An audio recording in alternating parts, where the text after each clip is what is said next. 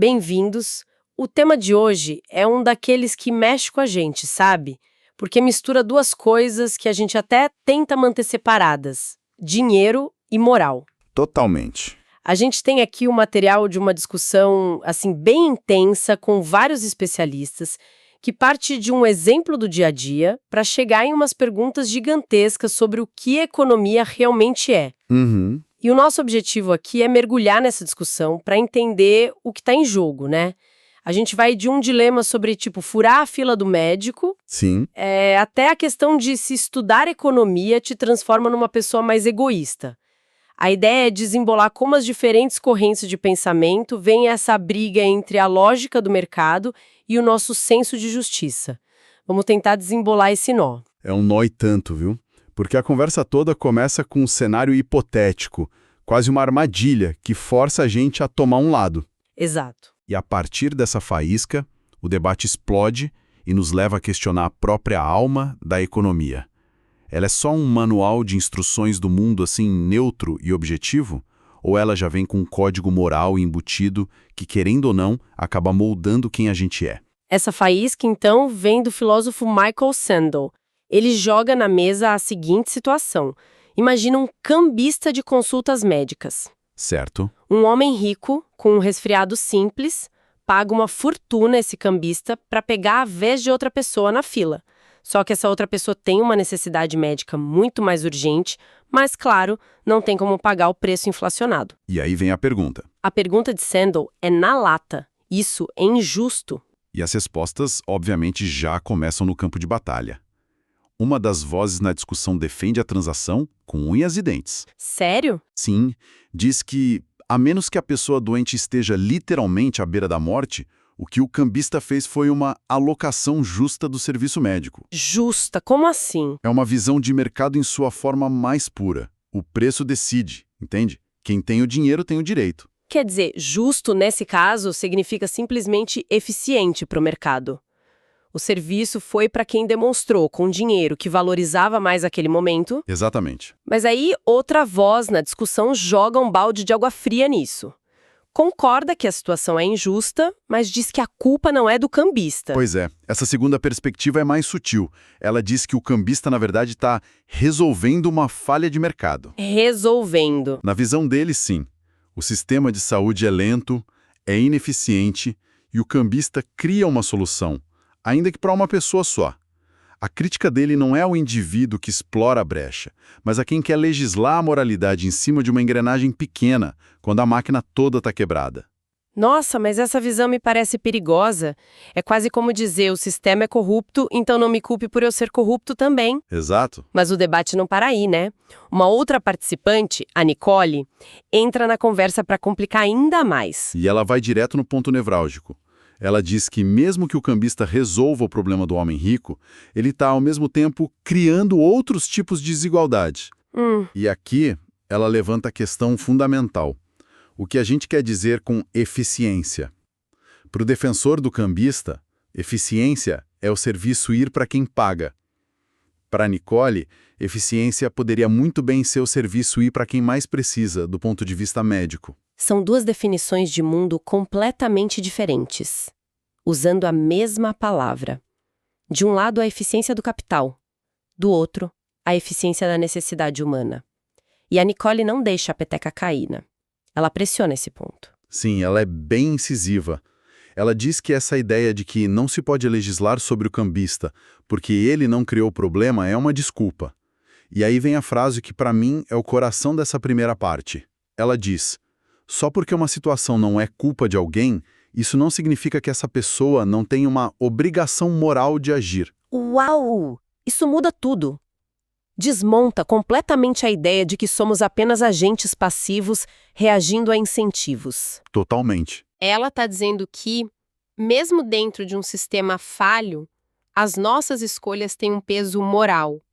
Não dá para simplesmente dizer, a culpa é do sistema e lavar as mãos. É uma crítica direta à fantasia de que o mercado é um espaço moralmente neutro, sabe? E a resposta do outro lado é quase uma confissão. Eles dizem: então vamos resolver o sistema de saúde primeiro. Ah, claro! É uma forma de dizer: sim, o problema de fundo é real, mas ao mesmo tempo empurrar a responsabilidade individual para debaixo do tapete. Essa ideia de ter ou não uma obrigação moral no mercado é a raiz de tudo. E isso nos joga direto no colo de uma pergunta gigante que o próprio Sandel fez para um dos economistas mais famosos do mundo, o Gregory Mankiw. Uma pergunta e tanto. Afinal, a economia como disciplina ensina a gente a ser bonzinho ou a ser esperto? E a resposta do Mankiw é um sonoro não. Ele insiste que a economia não tem uma lição moral. Ele a descreve como uma teoria positiva. Positiva no sentido de boa? Não, no sentido de descrever o que é. É o oposto da teoria normativa, que diz o que deveria ser. Entendi. Um economista positivo, na visão de Mankiw, diria: se você aumentar o imposto sobre cigarros, o consumo vai cair X%. Ele não emite um juízo de valor se isso é bom ou ruim. Já um pensador normativo diria: é moralmente correto aumentar o imposto para proteger a saúde pública. Mankiw quer colocar a economia no campo da ciência, não da filosofia. Espera aí, mas essa resposta do Mankiw de que a economia não tem uma lição moral me parece uma baita esquivada. É como um físico nuclear dizendo: eu só descubro como dividir o átomo. Não tenho nada a ver se fazem uma bomba ou uma usina. É uma ótima analogia. Egoístas? Exato. Não é que ela ensine uma moral, mas ela pode acabar moldando um comportamento. E o que o Mankiw responde? Ele admite que talvez sim. Ele se mostra cético, mas ele não foge da pergunta, não. Ele explora como isso poderia acontecer. A teoria dele é que, ao estudar a economia, a pessoa não se torna má, mas ela passa a ver o interesse próprio como algo aceitável, até mesmo benéfico. E aí ele recorre ao pai da economia moderna, Adam Smith. A famosa ideia da mão invisível do mercado, a de que o açougueiro e o padeiro não nos dão carne e pão por bondade, mas porque querem o nosso dinheiro. Isso. E nessa busca egoísta de cada um, a sociedade inteira acaba sendo servida. Precisamente. Mankiw usa esse argumento para dizer que a economia nos ensina uma lição contraintuitiva. Buscar o seu interesse não é necessariamente ganância. Ele faz questão de separar as duas coisas. Certo. O interesse próprio dentro de um sistema competitivo pode ser a força motriz que gera inovação, eficiência e bem-estar para todos. Nas palavras dele, ao maximizar o meu interesse próprio, eu na verdade esteja fazendo as coisas certas para o resto do mundo. Então é a ideia que o egoísmo de todo mundo, somado, vira mágica e se transforma em bem-estar geral. Parece bom demais para ser verdade. É uma provocação, claro. E o próprio Adam Smith colocou um monte de poréns aí, né? Ele fala que isso só funciona com competição de verdade, sem monopólios, com informação clara para todos. E crucialmente, quando a sua busca pelo lucro não prejudica terceiros, o que os economistas chamam de externalidades negativas. E o nosso exemplo do cambista de consultas é a prova viva de quando essa mágica falha, certo? Exatamente. A busca dele pelo lucro gera uma externalidade gigantesca. A pessoa que realmente precisava do médico fica sem atendimento. A teoria é bonita, no papel, mas no mundo real, ela parece ter limites morais bem claros. Perfeito. O cambista está agindo por interesse próprio, exatamente como a teoria de Adam Smith descreve.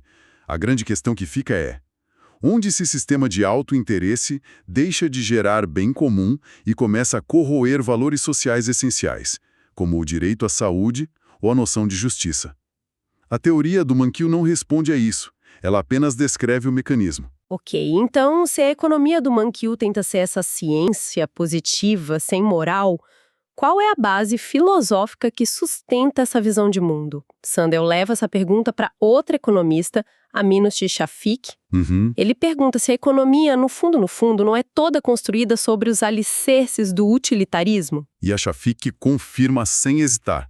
Ela diz que há uma base utilitarista muito forte em todo o pensamento econômico. Certo. A ideia do utilitarismo, de forma bem simples, é que a melhor política ou a melhor ação é aquela que maximiza a utilidade geral. Tá, mas utilidade soa como algo saído de uma planilha. Na prática, o que isso quer dizer? É um tipo de medidor de felicidade? Exato. Essa é a ideia. Pensa assim, Para um economista utilitarista clássico, dar R$ 100 para uma pessoa muito pobre gera mais utilidade do que dar os mesmos R$ 100 para um milionário. Por quê? Porque para a pessoa pobre, esse dinheiro pode significar comida na mesa por uma semana. Um alívio imenso. Para o milionário, é troco de bala. A felicidade ou o bem-estar gerado é muito maior no primeiro caso. Entendi. O objetivo da política econômica, então, seria tomar decisões que gerassem um maior saldo positivo de felicidade na sociedade. Faz sentido. Mas aí entra o problema que a Chafik aponta, né? Como é que se mede a utilidade de todo mundo? Por muito tempo, os economistas usaram um atalho bem simples. Um atalho muito conveniente. Mais dinheiro é igual a mais utilidade. Mais renda, mais felicidade. Medir o PIB de um país se tornou o termômetro para medir o bem-estar da nação. Sim. Só que a própria Chafik diz que essa simplificação não se sustenta mais. O que entra na nossa função de utilidade pessoal é, segundo ela, bastante subjetivo. É óbvio, né? Dinheiro ajuda, claro, mas não é tudo. Ter tempo com a família, viver num lugar seguro, ter um propósito. Nada disso entra na conta do PIB. Exato. Então a economia está começando a acordar para essa complexidade. E muito segundo a Chafik. Ela diz que a economia evoluiu. Hoje existe um campo crescente de economistas dedicados a entender o que de fato faz as pessoas felizes. E a conclusão inescapável é que é muito mais complicado do que apenas aumentar a renda das pessoas. Isso parece ser uma mudança de paradigma gigantesca. Se o objetivo final não é só crescer o bolo da economia, mas sim aumentar o bem-estar real das pessoas, as políticas públicas teriam que ser completamente diferentes. Precisamente. De repente, investir em parques, em saúde mental, em políticas que reduzam o tempo de deslocamento no trânsito ou que fortaleçam os laços comunitários. Exatamente. A economia começa a se parecer menos com a física e mais com a psicologia ou a sociologia. Ela está sendo forçada a reconhecer a complexidade do que significa para um ser humano viver uma vida boa. Que jornada! A gente partiu de uma fila de consultório médico e chegou na redefinição do que é o progresso. Passamos pela briga entre a lei do mais forte do mercado e a justiça da necessidade. E mergulhamos na ideia de que a busca pelo interesse próprio, que parece tão egoísta, pode ser o motor do bem comum. Até o ponto em que deixa de ser. Exato. No fim das contas, a discussão toda revela uma tensão que talvez nunca seja resolvida. De um lado, a ambição da economia de ser uma ciência objetiva, como a física. Do outro, a realidade de que ela é uma ciência humana, profundamente enraizada em valores e numa filosofia, o utilitarismo. Certo. E o grande desafio, como a Chafik aponta, é que o objetivo final de maximizar a felicidade é um alvo móvel, complexo e profundamente pessoal. O que nos deixa com uma pergunta para continuar pensando, né? Exatamente. Se a felicidade e o bem-estar são muito mais complexos do que a renda que a gente ganha, e se o objetivo das políticas de um país é de fato maximizar a utilidade social, que fatores que o dinheiro não compra, como a força da nossa vizinhança, a qualidade do ar que respiramos, ou simplesmente ter tempo para não fazer nada, deveriam ser colocados no centro do cálculo que define se uma nação está ou não progredindo?